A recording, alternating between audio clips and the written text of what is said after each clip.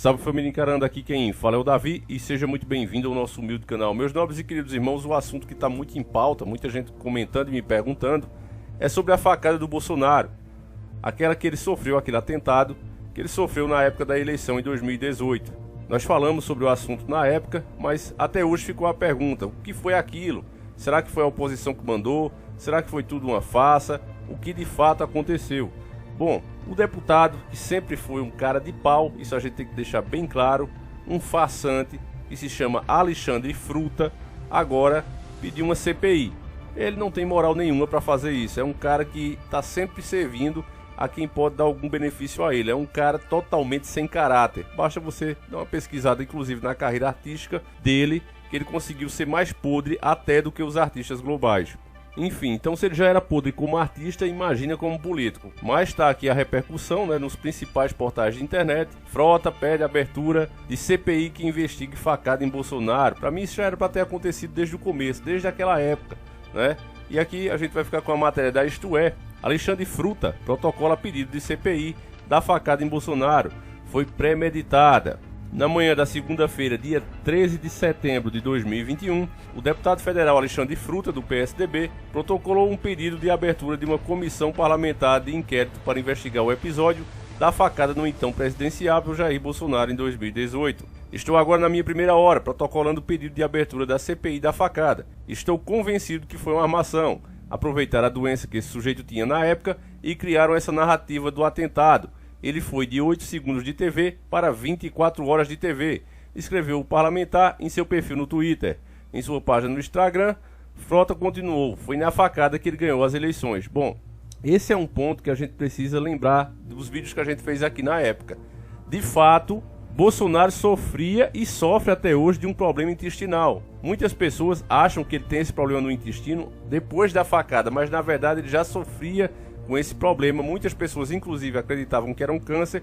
Eu fiz diversos vídeos aqui, inclusive quando ele passava mal devido a esse problema, e inclusive apresentamos um vídeo que foi feito muito antes dele sofrer o atentado, onde o pastor pede que as pessoas, que tem um problema na barriga, coloquem a mão em cima para ele orar. Então, vou até exibir isso de novo para quem está esquecido.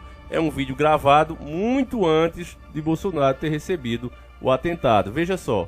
Eu vou fazer uma oração bem rápida. Eu vou começar a ministrar a palavra. Todas as pessoas que têm úlceras, vou precisar do Leandro aqui perto. Todas as pessoas que têm úlceras, gastrites, enjoo no estômago, dores no estômago, bolo no estômago, enfim, problemas de estômago. Eu quero que você só levante a sua mão bem alto para ser identificado. Levante a mão e segure. Quem tiver com a mão levantada, fique em pé, por favor. Quem está com problema de estômago, que está com a mão levantada, fique em pé, para ser identificado. Fique em pé, para ver quantas pessoas vão ser curadas essa noite. Coloque a mão no estômago deles e ore. Coloque a mão no estômago delas e ore. Já tem 50, já tem 50. Coloque a mão no estômago deles. Coloque a mão no estômago delas. Perceba que eu ainda não orei. Conversando inclusive com médicos que acompanham esse canal, eu já perguntei, já tive a oportunidade de perguntar se de fato uma cirurgia, quando é feita para esse tipo de problema, dependendo do que seja, lógico, especulando mais ou menos o que seja, eles disseram que sim, pode fazer aquele corte mesmo que o Bolsonaro tem na barriga para cuidar desse procedimento. Não estou dizendo que é, porque, como eu disse para vocês, é uma coisa realmente muito difícil. Eu vou continuar lendo a matéria, mas depois a gente vem com raciocínio. A grande mídia ele explicou suas motivações. Depois de assistir o documentário, aliás, muito bem feito, do jornalista Joaquim de Carvalho, ficou evidente que muitas coisas não foram investigadas, muitas perguntas sem respostas. Então me convenci de que a facada foi armada, premeditada, simples assim. Falou Fruta, que já está em busca de assinaturas para que a CPI seja feita. Quem discorda assine e discute com a gente lá, emendou. O documentário citado é O Bolsonaro e Adélio, uma facada no coração do Brasil, lançado no último sábado, dia 11. O filme, de cerca de 1h40, narra que 2 meses antes da facada, Carlos Bolsonaro, um dos filhos do atual presidente, e o autor do atentado, Adélio Bispo de Oliveira, estiveram no mesmo clube de tiro de Florianópolis. Eu falei isso para vocês na época, em Santa Catarina. O filme ainda garante que os seguranças de Jair Bolsonaro que protegeram Adélio foram posteriormente promovidos com melhores salários e que prontuários médicos foram escondidos. A conclusão do jornalista é que o caso foi usado como publicidade em favor então do candidato. De fato, família, muitas coisas sobre o Adélio ficou escondida. O Bolsonaro se elegeu e não exigiu, não foi pra cima pra saber o que de fato aconteceu, se foi alguém que mandou ou não. Sempre usou isso apenas como bandeira. Então por aí você vê, porque eu, né? Se eu sofro uma coisa dessa, você sofre uma coisa dessa, você senta na cadeira de poder, o que é que você vai fazer? Você vai pra cima, você vai usar todas as ferramentas que estão à sua disposição para esclarecer o que aconteceu, até para a segurança da nação. Um atentado contra um presidente é simplesmente caso de segurança nacional. Mas, muito pelo contrário, a parte mais interessada, que é o próprio Jair Bolsonaro, não mostrou muito interesse em saber e, inclusive, acusou o Moro, usou isso como bandeira para acusar e denegrir a imagem do Moro, mas trocou o seu ministro, que poderia ter colocado uma pessoa que fosse investigar e não colocou. Né? Se a culpa era do Moro, por que o Novo não foi investigar isso? Porque ele não quer, é simples assim, é porque certas verdades, meus irmãos, as pessoas simplesmente não querem ver. Um ponto que serve como clareza, como uma luz nesse caso tão escuro, é as consequências. Não dá pra mim dizer, eu não vou ser irresponsável, foi fake, isso e aquilo, eu não vou dizer isso. Mas o que eu posso dizer pra você, meus queridos irmãos, é que aquela facada com certeza elegeu o Bolsonaro.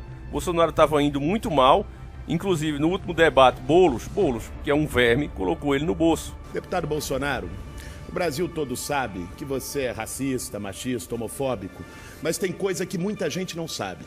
Você, em 27 anos como deputado, ficou 10 anos no partido do Paulo Maluf. Tem mordomias, recebeu auxílio moradia tendo casa, comprou 5 imóveis, fez da política um negócio em família, com um monte de filho também no mesmo esquema que você. Bolsonaro representa a velha política corrupta, as velhas práticas. Recebeu auxílio moradia tendo casa, aliás, tem a proeza de, em 27 anos, aprovou 2 projetos e conseguiu comprar 5 imóveis. Mais imóveis do que projetos.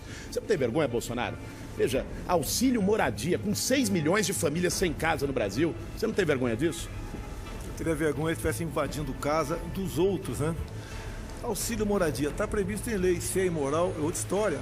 Imoral é você fazer o que você faz. Agora, não vim aqui, desculpa, aqui para bater boca com um cidadão desqualificado como esse aí. Obrigado, Boixá, pode passar para... Porque ele não sabe debater, o que Bolsonaro sabe é dar feixe. Mas tem coisas que ele vive dentro ali da política e ele nem sabe responder. Simples pergunta de jornalista, ele se perde todo. E aí o Bolsonaro estava num dilema. Tinha que debater, mas não tem o dom da palavra. E aí o que é que acontece? Sofre o atentado e a partir dali ele tem a desculpa perfeita para não mais fazer debate, ganhar a entrevista na maioria das emissoras e ganhar a eleição de uma forma muito mais fácil, sendo o herói, convencendo inclusive muitos eleitores que estavam em dúvida e tinham o pé atrás com ele. Enfim, para encerrar aqui eu vou colocar o Cabo Daciolo falando também desse mesmo assunto. Fiquem com Deus, um abraço e fiquem agora com o Cabo Daciolo. O sentimento que eu tenho, tudo que eu estiver falando aqui, se for besteira, meu irmãozão, vai cair por terra. Se for de Deus e eles se levantarem, eles vão se deparar lutando contra o próprio Deus. Espera esses sinais. Bolsonaro é um homem bom, mas não tem conhecimento nenhum da palavra. Não tem conhecimento. E se não bastasse, está cercado de falsos profetas. Ah, Deus, glória a Deus. Então, outra que eu vou deixar aqui, só mais uma. Mais uma não, tem várias, mas eu vou deixar mais uma aqui.